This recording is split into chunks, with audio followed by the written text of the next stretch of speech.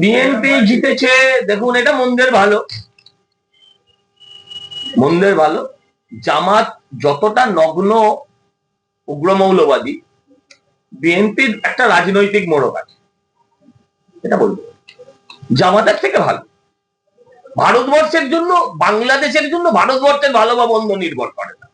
ভারতবর্ষের ভালো ভারতবর্ষের মোদিজি করে দেবে।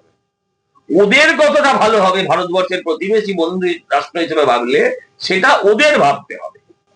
ওদের জন্য আমাদের ভালো মন্দ কিছু নেই।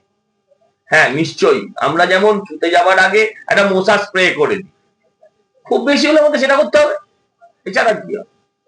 যদি মশা না কামড়ায়, মাছি না বনবন করে রাখতে, এর বেশি বাংলাদেশের শক্তি নয় ভারতবর্ষের কাছে, তাই না?